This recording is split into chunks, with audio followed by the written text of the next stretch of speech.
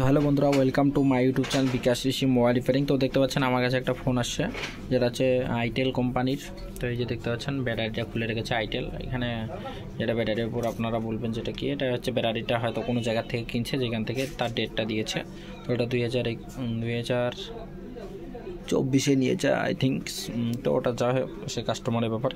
তো কাস্টমার আগে ফোন ঠিক করেছে, এই যে চার্জিং পিন চেঞ্জ করেছে। তো চেঞ্জ করার পর যখন লাগিয়ে দিয়েছে, যখন এটা আমি রিমুভ করলাম, রিমুভ করার পর অটোমেটিকলি 2টা পয়েন্ট উঠে গেছে। তো এগুলো প্রবলেম আমাদের খুব ক্রিটিক্যাল হয়, যেগুলা কোনো টেকনিশিয়ান ভাই এসে বলবে যে খুব এগুলো ইজি সলিউশন করা, কিন্তু যখন একদম বোর্ড থেকে পিনগুলো একদম উঠে যায় তখন খুব একটি ক্রিটিক্যাল হয়ে যায়। কিন্তু আমাদের পুরানাদের ক্ষেত্রে হয় না, যারা নতুন তাদের ক্ষেত্রে হয়। দেখতে পাচ্ছেন এখানে মাদারবোর্ডটার অবস্থাটা কি পরিমাণ ড্যামেজ হয়ে আছে। তো ওটা আপনাদেরকে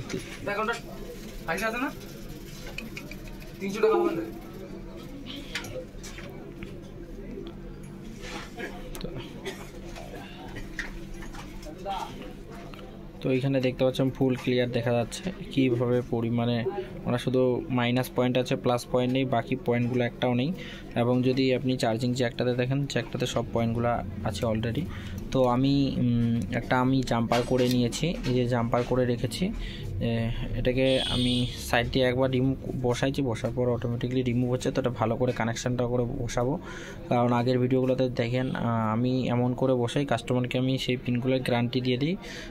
সেগুলো যদি কোনো দিন লাইফ টাইমের জন্য এরকম করে আমি বসাই চার্জিং জ্যাকগুলো। তো দেখতে পাচ্ছেন সাইডে আমি কানেকশান বেশ ভালো করে দিয়েছি, জাম্পারও করে দিয়েছি। যখন বসালাম দেখতে পাই আমার মাথার মধ্যে ছিল না যে কানেকশানটা এখানে 2টা কানেকশান দেখতে পাচ্ছেন, মাইনাস অ্যান্ড প্লাস। এখানে মাইনাস অ্যান্ড প্লাস এক জায়গায় হয়ে গেছে, যার জন্য ফোনটা শর্ট হয়ে গেছে। তো আবার চার্জিং জ্যাকটা রিমুভ করার পর মাইনাস এবং প্লাস পয়েন্টটা আমি এটাকে জাম্পার করে খুব সুন্দর করে লাগাবো। দেখতে পাচ্ছেন ফোনটা আইটেল কোম্পানির। এই ফোনগুলো এরকমই হয় সমস্যা, যখন কেউ বলছি না যে আমি ভালো সে খারাপ, এরকমটা না। যখন এটা লাগাতে হয় তো এটা খুব ভালো করে লাগাতে হয়। আমরা যদি এই যে দেখতে পাচ্ছেন হালকা যদি এরকম আয়রনটা লেগে থাকে, যদি আমরা এরকম করে যদি কাজ করি খুব ভালো করে, তাইলে এরকম আমাদের পিনগুলো উখড়ে যাবে না বা উঠে যাবে না। তো ওই জন্য ভালো করে সবাই কাজ করুন, যাতে আমাদের কাছ থেকে চালার পর যদি ঠিক করার সময় অন্য কাছ থেকেও ঠিক করতে পারে। এমন করে ঠিক করবেন না যাতে কাস্টমারের লস হয়ে যায় বা লোকসান হয়ে যায়।